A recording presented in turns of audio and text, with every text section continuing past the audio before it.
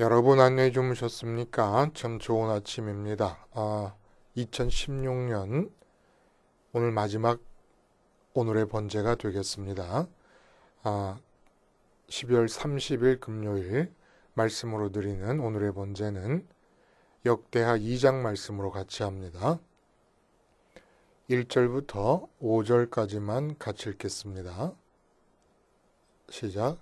솔로몬이 여호와의 이름을 위하여 성전을 건축하고 자기 왕위를 위하여 궁궐 건축하기를 결심하니라. 솔로몬이 이에 진군 7만 명과 산에서 돌을 떠낼 자 8만 명과 이를 감독할 자 3,600명을 뽑고 솔로몬이 사절을 두로 왕 후람에게 보내어 이르되 당신이 전에 내 아버지 다윗에게 백향목을 보내어 그가 거주하실 궁궐을 건축하게 한 것 같이 내게도 그리하소서. 이제 내가 나의 하나님 여호와 이름을 위하여 성전을 건축하여 구별하여 드리고 주 앞에서 향재료를 사르며 항상 떡을 차려 놓으며 안식일과 초하루와 우리 하나님 여호와의 절기에 아침 저녁으로 번제를 드리려 하오니 이는 이스라엘의 영원한 규례니이다. 내가 건축하고자 하는 성전은 크니 우리 하나님은 모든 신들보다 크심이라. 누가 능히 하나님을 위하여 성전을 건축하리요. 하늘과 하늘들의 하늘이라도 주를 용납하지 못하겠거든. 내가 누구에게 어찌 능히 그를 위하여 성전을 건축하리요. 그 앞에 분향하려 할 따름이니이다. 이게 6절까지 말씀이 되겠네요. 6절. 6절까지 읽은 이 말씀을 중심으로 해서 종교는 폐기하고 신앙은 개혁하자라는 제목의 하나님 말씀 증거합니다. 종교는 폐기하고 신앙은 개혁하자.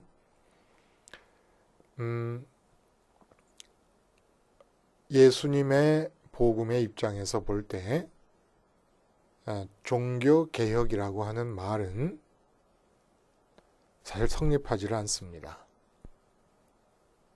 그러니까 루터나 칼빈이 직접 종교를 개혁하겠다는 의도에서 종교개혁이라는 단어를 썼는지는 한번 조사를 해볼 필요가 있어요. 아마 제 생각에는 종교개혁이라고 하는 말은 역사가들에 의해서 만들어진 단어가 아니겠는가라는 생각이 듭니다.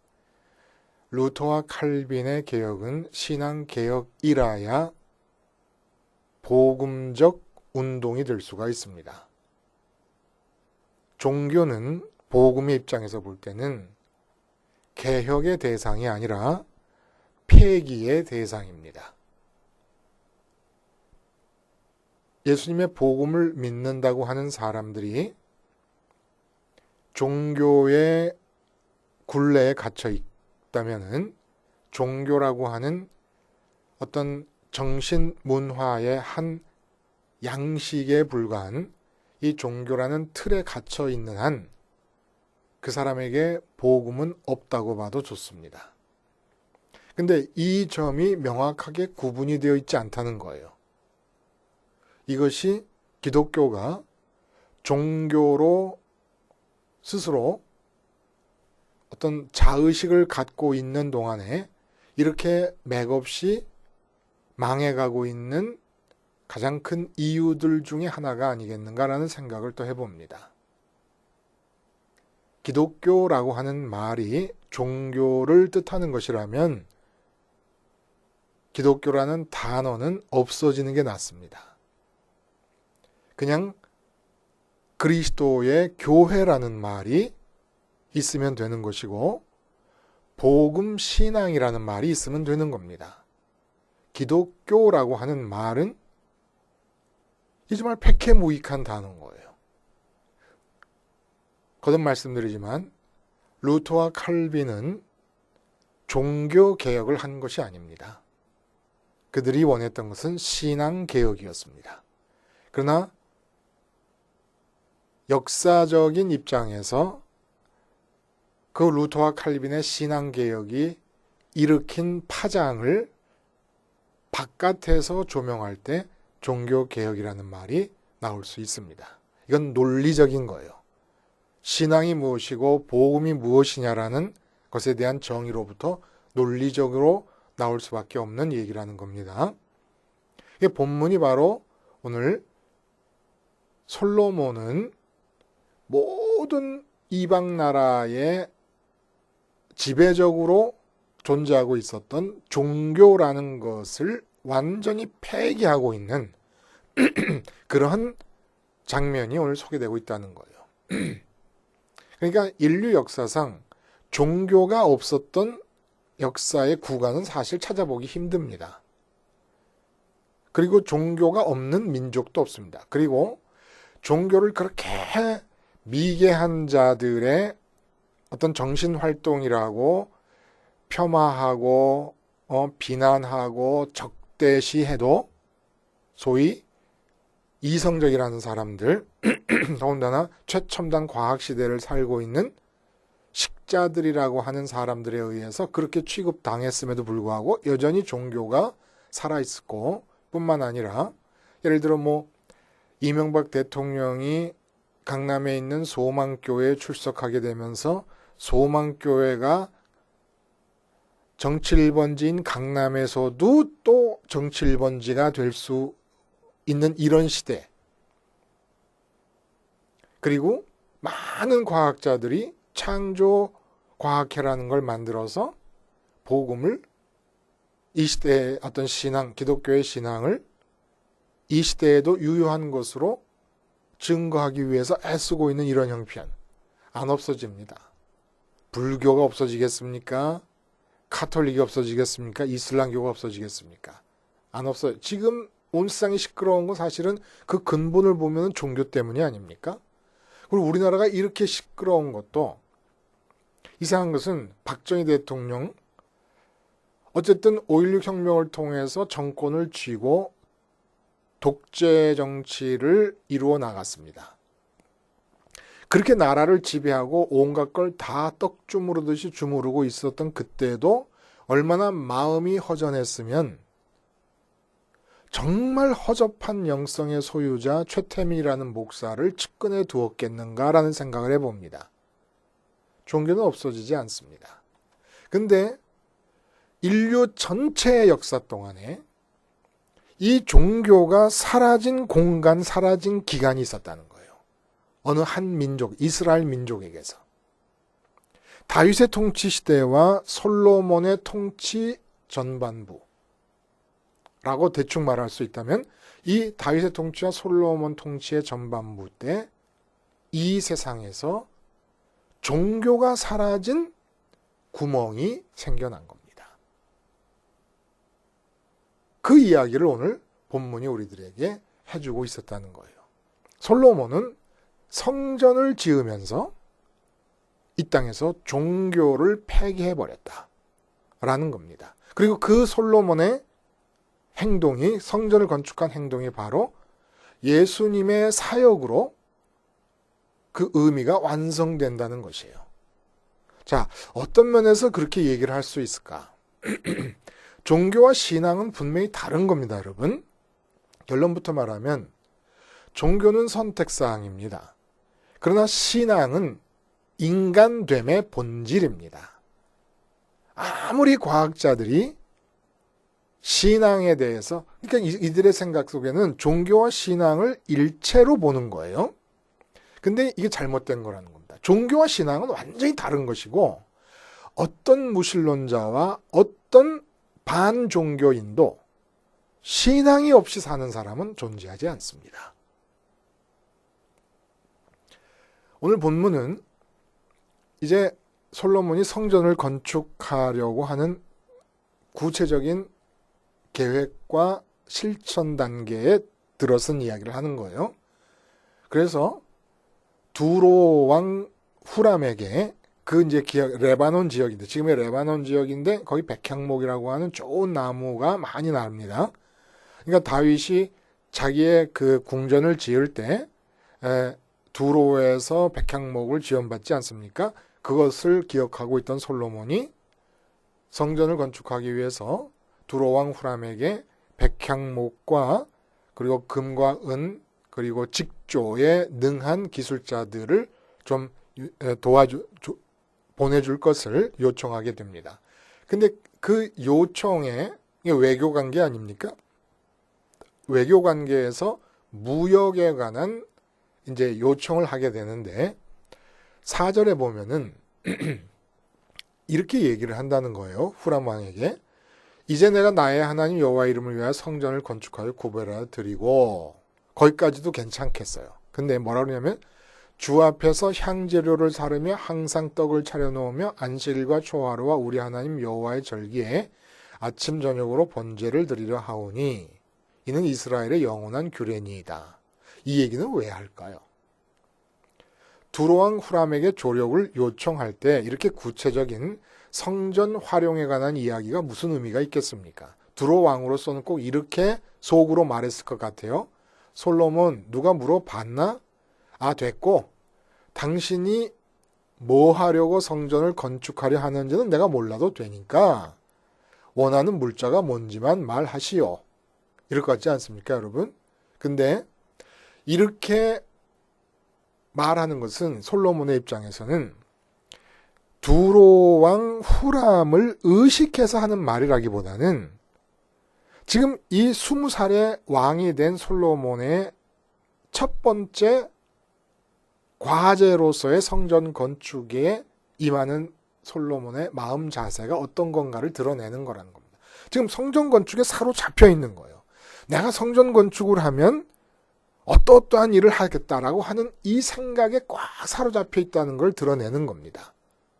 그러니까 필요 없는 후람 왕과의 사이에서 필요 없는 얘기를 한다는 것은 솔로몬이 성전 건축에 얼마나 사로잡혀 있었고 성전 건축을 왜 하려는가를 드러내고 있는 것이라는 겁니다.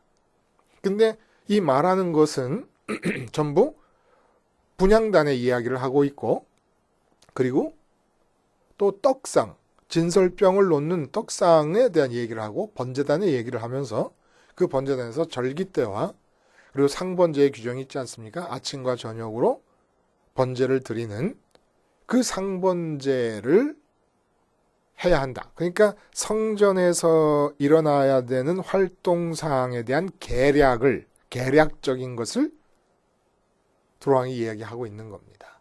그러니까 자기도 말하다 보니까 내가 이 말을 왜 하고 있나라는 생각이 들어서 이렇게 계략적으로 얘기했는지도 모르겠어요.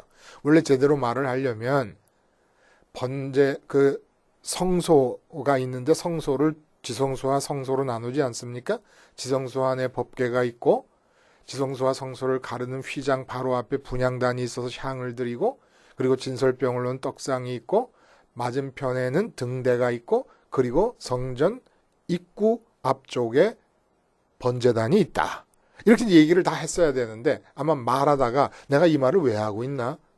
자기도 깜짝 놀랐을지도 모르죠. 내가 성전에 대해서 이렇게 사로잡혀 있구나. 라는 상태를 깨달았을 거예요. 근데 이렇게 성전의 활용과 건축에 사로잡혀 있는 솔로몬의 마음속에 혁명적인 내용이 들어있더라 이겁니다. 이 세상에서 인류 역사와 함께 시작된 모든 종교를 폐기해버리고 여호와 하나님의 신앙을 우뚝 세우는 내용에 관한 얘기가 들어있다는 겁니다. 5절에 보면은 내가 건축하고자 하는 성전은 크니 우리 하나님은 모든 신들보다 크심이라 누가 능히 하나님을 위하여 성전을 건축하리요. 하늘과 하늘들의 하늘이라도 주를 용납하지 못하겠거든 내가 누구이기에 어찌 능히 그를 위하여 성전을 건축하리요. 그 앞에 분향하려 할 따름이니이다. 아, 저는 소름이 끼쳐요. 이 말이. 아니, 이 말이 뭐가 그렇게 앞에서도 비슷한 말들이 있었고, 뭐 분향할 따름이니다. 이게 뭐가 그렇게 소름이 끼치는 말이냐? 이럴 수 있어요, 여러분. 먼저 우리가 주의할 것은 1절과 4절에 반복적으로 나오는 구절이 있습니다. 나의 하나님 여호와의 이름을 위하여 성전을 건축한다. 라는 얘기예요.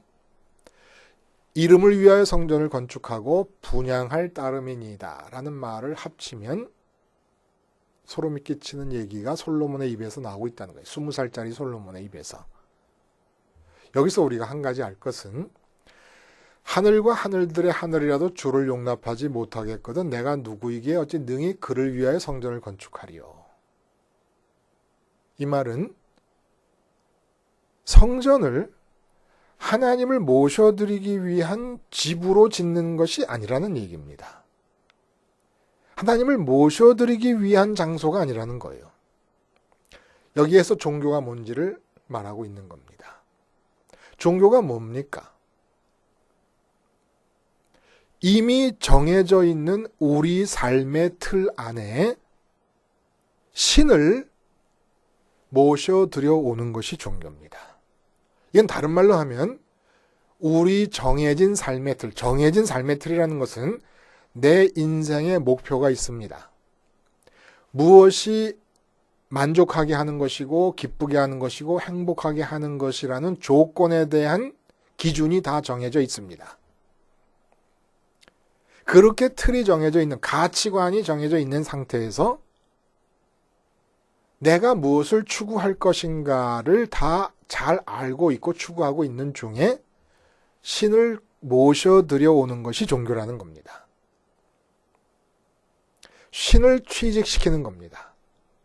그리고 성전은 요즘 청와대의 관저와 청와대의 집무실을 구분해서 박근혜 대통령이 관저에 있었다 이런 얘기가 많은데, 성전이라는 것은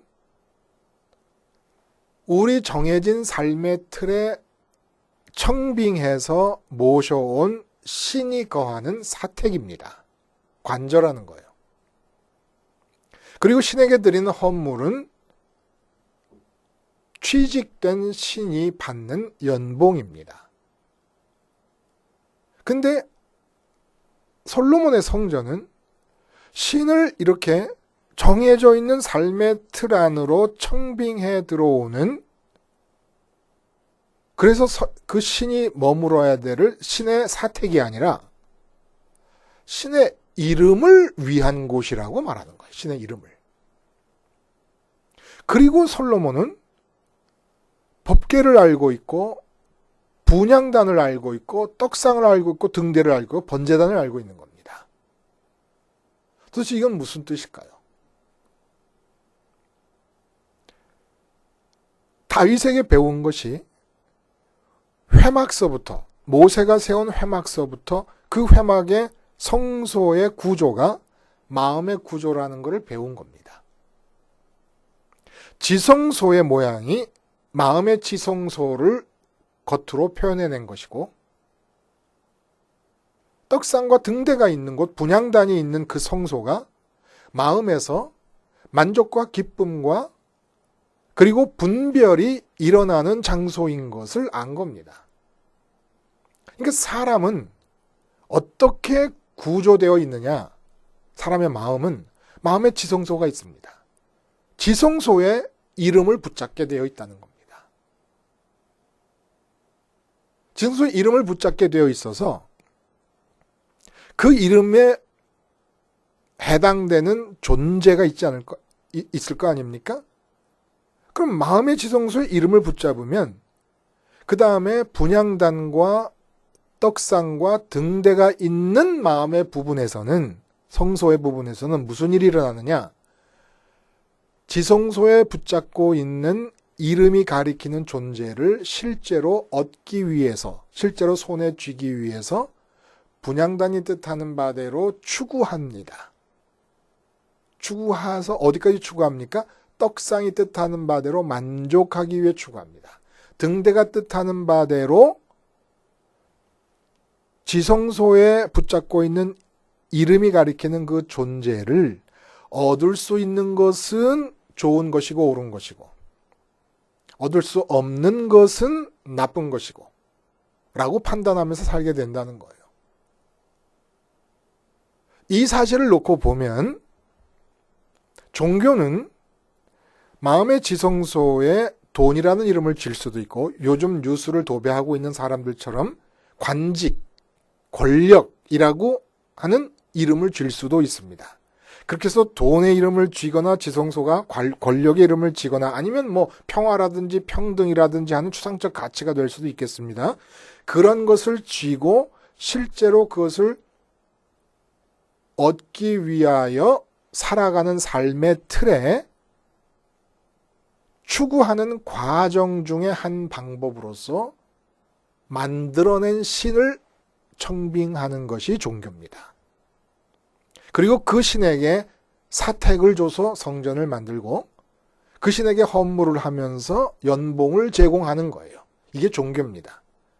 근데 기독교의 복음은 어디에 자리를 잡냐면 하나님은 우리가 마음의 지성소에 돈이라든지 권력이라든지 뭐 평화라든지 평등이라는 세상적 가치를 쥐고 그것을 실제로 성취하기 위해서 분향단의 기도가 뜻하는 바 추구하는 과정 중에 여호와 하나님을 모셔드리는 게 아니라 마음의 지성소에 하나님의 이름을 붙잡도록 하는 것이 성전의 존재 의미라는 거예요.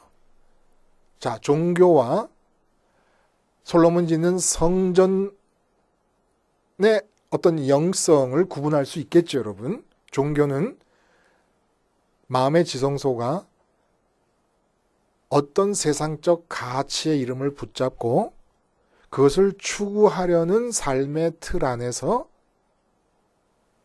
신을 청빙해서 일어난 정신활동이 종교고, 솔로몬의 영성은 마음의 지성소에 아예 여호와의 이름을 꽂아 넣는 겁니다.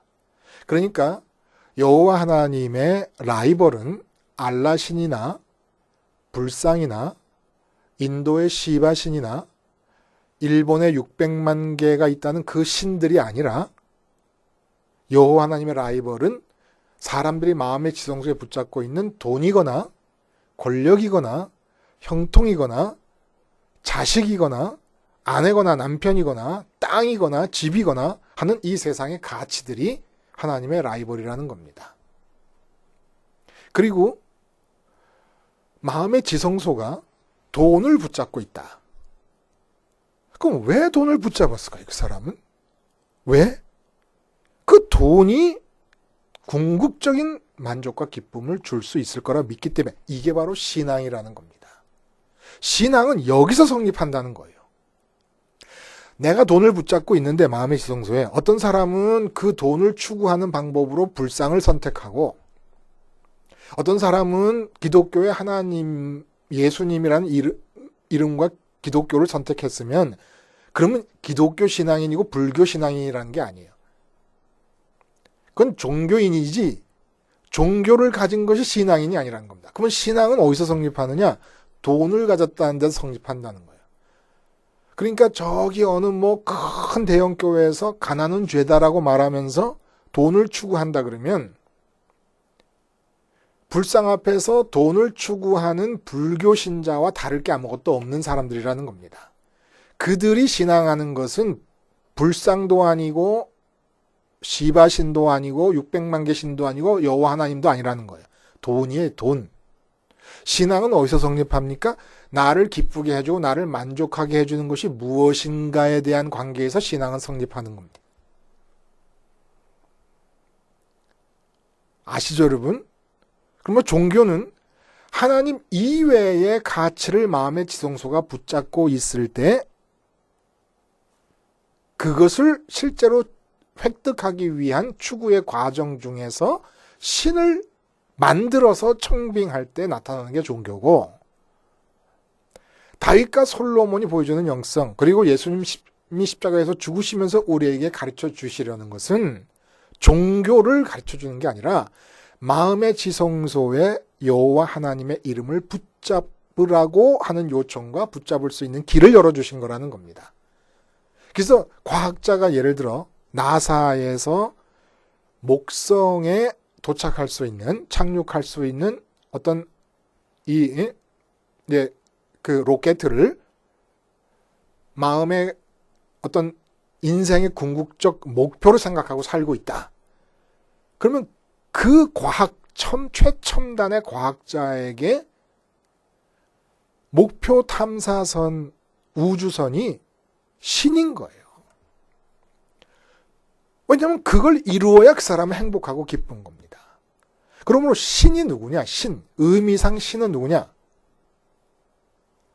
궁극적인 기쁨과 만족을 줄 수 있을 거라고 생각해서 지금 추구하고 있는 대상이 신입니다. 그러므로 신앙이 없는 자는 없는 거예요. 왜 목성 탐사선이 기쁨과 만족을 줄 수 있을 거라고 믿느냐라고 말하면 이유가 없는 거예요. 그 사람은. 그냥 그걸 이루어야 기쁘다고 지금 믿고 있는 것뿐이죠. 그러니까 제가 볼 때는 목성 탐사선이 만들어진 것이 아무런 기쁨과 만족의 이유가 못 돼요. 저한테는. 근데 그 사람은 그렇게 알고 있는데 그게 바로 믿음이라는 겁니다. 종교의 틀로 복음을 뒤집어 씌운다는 것은 복음을 죽이는 일이나 마찬가지입니다. 그러니까 교회 안에서 마음의 지성소에서는 엄연히 다른 세상의 가치를 잡고 있으면서도, 그러니까 나와서 거짓말하고, 이 청문회에 나와서 거짓말하고 무조건 아니라고 모르쇠로 일관하는 많은 사람들이 아마 절반은 기독교인이 아니겠나 싶은 생각이 들 정도입니다. 예? 최태민 목사라고 하는 그 사람조차도 목사 아닙니까?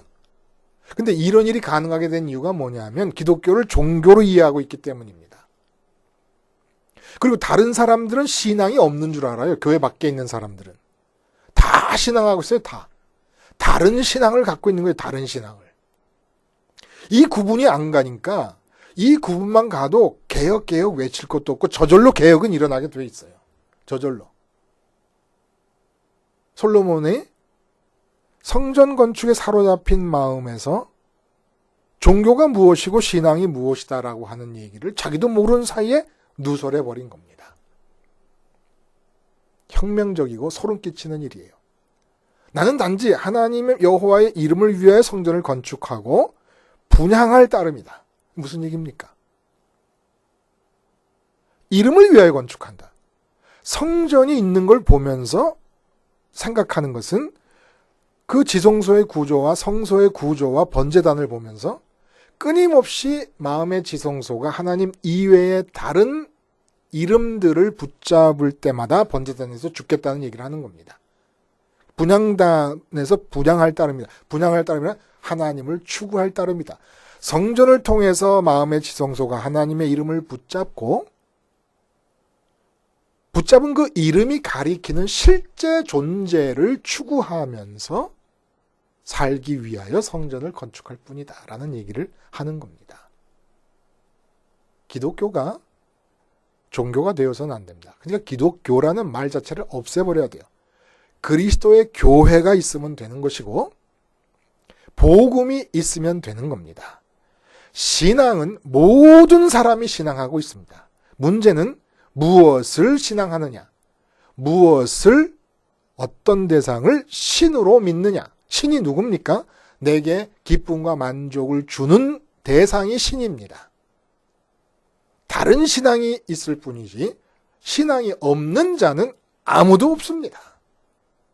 신앙이 없어도 된다고 말하는 사람은 자기의 철저한 무식을 자랑하는 진짜 무식쟁이인 것이죠. 종교는 폐기되어야 되고 기독교는 종교가 아닙니다. 개혁은 신앙이 개혁되어야 되는 것입니다. 기도하시겠습니다. 하나님 아버지,